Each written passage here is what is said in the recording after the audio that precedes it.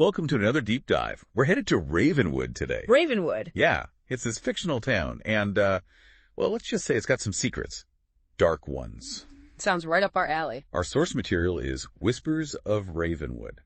Have you had a chance to take a look? Oh, yeah. Definitely not your typical cozy small-town story. More like chills down your spine. Exactly. And that's what we're diving into today. You know, it's interesting, though. Beyond the chills, Whispers of Ravenwood really lets us examine those classic themes you see everywhere. Oh, totally. Like what? Small towns, right? Always hiding something. Folklore, those stories that stick around for a reason. And that feeling that history just keeps repeating. Even in fiction, it's a powerful element.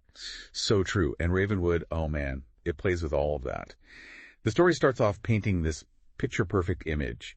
Nestled in the mountains, misty, picture those charming streets, everyone's friendly, waving from their porches. They even have this big harvest festival every year. Like something out of a postcard, right? Exactly. But even from the beginning, you get this sense that something's not quite right. Almost like a mask, Oh, I see what you mean. It reminds me of those classic shows like Twin Peaks or even Hot Fuzz. You start with this idyllic facade, everything seems charming, but then bam! The truth hits you, and it's dark. Whispers of Ravenwood nails that feeling. I mean, right from the first scene, the author throws in this line, everyone here knows everyone else's name. Or at least that's what they think. Or at least that's what they think. You can practically feel the author winking at you like, get ready, things are about to get messed up. Right. It sets the stage perfectly. And then, in the middle of this harvest festival, with the town square bustling and the smell of apple cider in the air, this horrific car crash happens. Totally out of the blue. The victim, Roger Townsend, was kind of a loner, lived on a farm just outside of town. Yeah, a bit of an eccentric, the story says. Right away, you start to wonder if there's more to the accident than meets the eye. Like maybe it wasn't an accident at all. And here's where it gets really interesting. When they pull Roger from the wreckage, they find this strange symbol carved into his arm. Carved? That's creepy. What did it look like? The author describes it as this intricate spiral, but with these sharp, angular lines, almost like a labyrinth and a claw mark, all in one. Chills, right. Symbols like that always mean something in stories like this, especially when it involves the occult or rituals, like a visual clue that something sinister is happening. So, of course, Sheriff Clay, he's on the case. He's seen the symbol before, but he can't quite place it. His deputy, Ellie, starts digging through old case files, standard procedure. And that's when things really take a turn, right? Totally. Ellie finds these records of unsolved disappearances from the 1970s.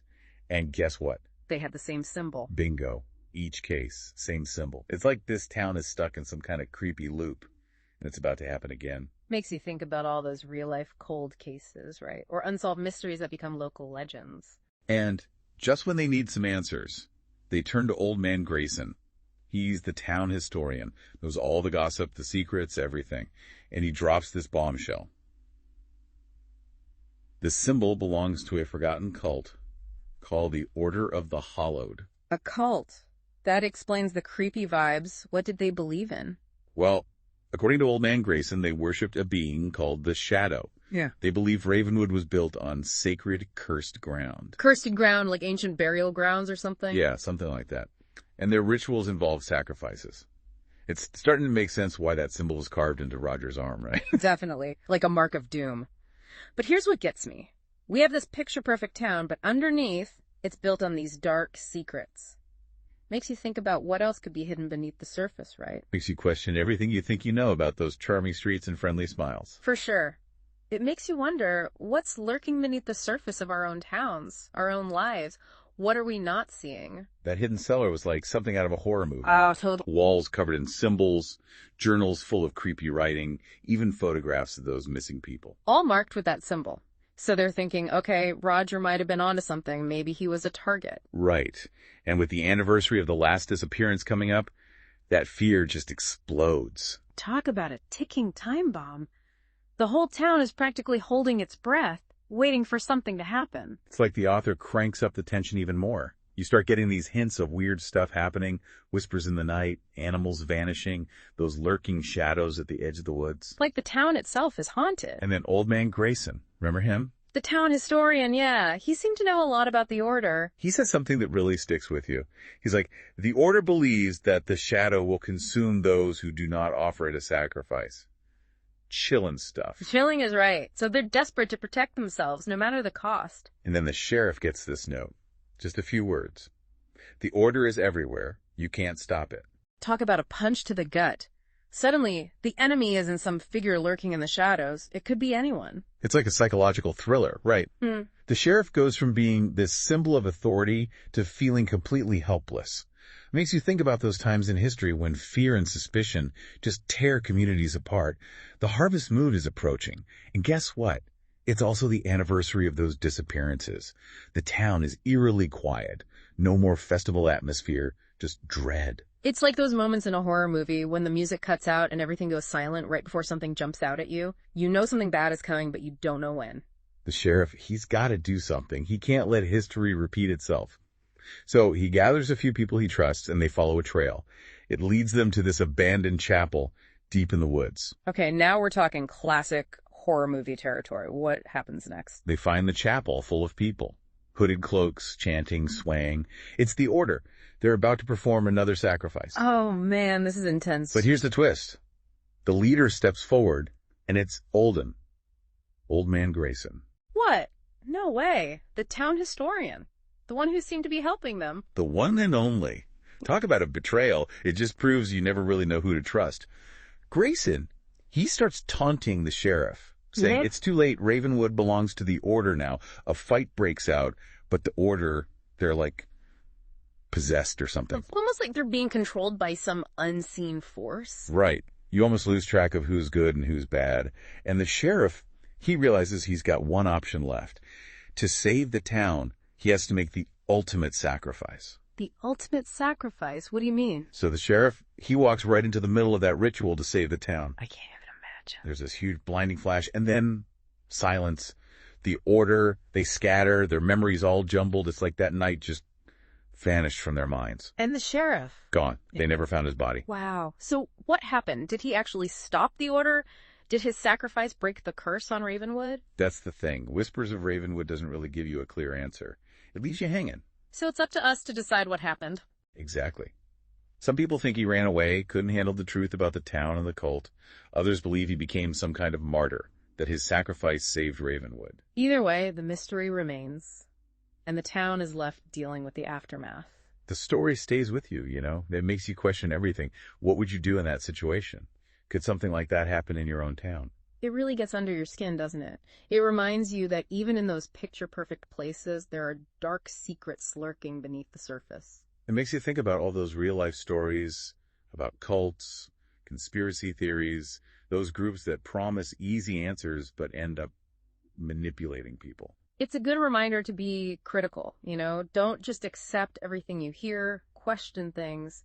Be wary of those groups that demand absolute loyalty and try to isolate you from your loved ones. Absolutely. And that whole idea of history repeating itself, that really struck a chord with me. Yeah, the disappearance is happening every decade. Like Ravenwood was trapped in this awful loop. That happens in the real world too, though, right? Sadly, yeah.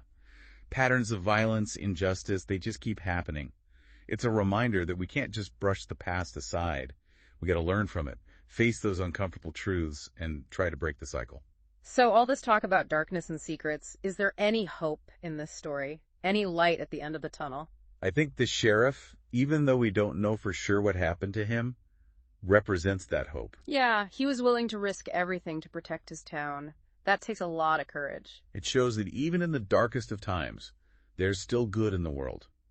People willing to stand up for what's right, even if it means sacrificing themselves. It's a reminder that small acts of courage, kindness, even just listening to someone who needs to talk can make a difference. We all have the power to create positive change. So, even though Whispers of Ravenwood takes us to some pretty dark places, I think ultimately it's a story about hope, courage, and facing your fears. It reminds us that we all have our own Ravenwoods to confront, those hidden fears and doubts we try to ignore. But by facing them head-on, questioning our assumptions, and choosing courage over complacency, we can break free and create a brighter future. Thanks for joining us on this deep dive into Whispers of Ravenwood. Keep exploring, keep questioning, and never stop diving deep. All right, buckle up, everybody, because today we're diving deep into the world of Dr. Alara Finch. Ooh. I like where this is going. Yeah, it's going to be a wild one. I can tell you that much already. Sounds good. Our source material this time is excerpts from a story called The Last Experiments of Dr. Alara Finch. So, Okay. fictional, but man, this... Just the title gives me chills. I know, right? Yeah. So we're dealing with a scientist whose ambition maybe took her a little too far. Classic mad scientist trope. Well, we'll see if it's trope or not. Right. The story takes us to Silver Grove. Okay. Quiet town. Quaint, I bet. Yeah, picture it, trees, charming. Small town vibes. Yeah, all that good stuff. Got it. But there's this mansion sitting up on Whitestone Hill, and that's where our Dr. Finch lived. Secluded. Very, very secluded. Sensing a pattern here. Yeah, and the mystery starts when she vanishes. Vanishes. Poof. Gone. Okay, so this is a missing person case. Yeah. But it's more than that? Way more than that. I can feel it. The police find some evidence that's... Incriminating.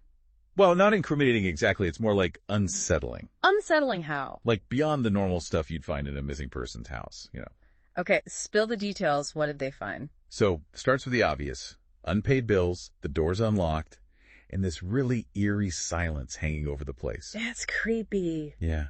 But it gets worse when they go into her lab. The lab, of course. Of course. Every mad scientist needs a good lab. It's like stepping into a whole other world. Okay, I'm picturing bubbling beakers, maybe some electrical sparks flying around. That's just the start. Oh, boy. It's described as this cluttered space with all this weird equipment, like stuff you wouldn't find in your typical chemistry set. So unconventional science, we're talking fringe theories. Definitely fringe, and there's this smell like chemicals and ozone, like right after a lightning strike. Yeah, that's a very distinct smell. And right in the middle of all this, they find these recordings. Recordings, like audio logs. Yep, audio logs left by Dr. Finch herself. Oh, this is gold. It's like she knew someone would find them. Or she wanted them to. Yeah, maybe. This is how we get inside her head. Exactly. They become our guide into her research, into what she was really up to. I'm hooked already. Me too. And it gets even weirder. In the first recording, she starts by warning anyone listening that they're treading on dangerous ground. Ominous. Very. And then she goes on to talk about how she's been exploring frequencies beyond what humans can normally perceive. Frequencies? What kind of frequencies? She doesn't get too specific in this first recording, but she hints at the possibility that we're not alone. Not just in space, but in, different dimensions or realities. Okay, now this is where it gets interesting. Right. It's like she's saying there's a whole other world, or worlds, vibrating at a frequency we can't pick up. And she's trying to tune into them. And this isn't just science fiction, right? There are actual theories in physics that touch on these ideas. Absolutely. We're talking about stuff like the multiverse. The multiverse. Yeah, the idea that our universe is just one of many coexisting realities. Whoa. Some theories, like the many worlds interpretation, suggest that every decision we make, every quantum measurement, splits the universe. So there are infinite versions of ourselves out there. Potentially. Yeah, it's mind-blowing stuff. So Dr. Finch, in this story, she's found a way to tap into those other realities through manipulating these frequencies. That's the implication. And it's a brilliant blend of scientific concepts with fictional storytelling. It's like she's found a secret channel on the universal radio dial. And she's about to start broadcasting. Or listening in. Or both. And that's what she gets into in her second recording. She talks about how she believes certain frequencies can act as like a bridge between dimensions. A bridge. Yeah, but there's this shift in her tone, like a fear starts creeping in. Yeah, she urges caution. She says some doors are better left unopened. She's getting in too deep. Exactly, like she's glimpsed something on the other side and it's shaken her. It makes you wonder what she saw. That's the question, right? What did Dr. Finch find that filled her with such dread? And that's where the story really starts to get under your skin. We'll have to wait for the next part to find out. I'm on the edge of my seat already. Me too. This is good stuff. Yeah, we're just getting started. Okay, so Dr. Finch is experimenting with these frequencies. She's talking about bridges between dimensions, and then she gets scared. What happens next? Well, the story takes a turn from the theoretical to the very real, and that's where the real horror starts to set in. Okay, lay it on me. So remember how Dr. Finch's recordings were getting increasingly frantic, like she was on the edge of some terrifying discovery? Yeah, she was definitely freaking out about something. Right, and in her next recording, she reveals that she's built something she calls the quantum oscillator. Quantum oscillator. That sounds pretty high tech. Oh, it is. At least in the world of the story, she describes it as a device that can generate specific frequencies, kind of like a finely tuned instrument, but instead of music, it's manipulating the fabric of reality. Hold on. Is she saying she's actually built a machine that can open portals to other dimensions? That's exactly what she's saying, and she claims to have used it to catch a glimpse of another world. Whoa, what was it like? Well, her description is pretty eerie. She calls it a shadowed, silent world, a place that felt both alive and devoid of life at the same time.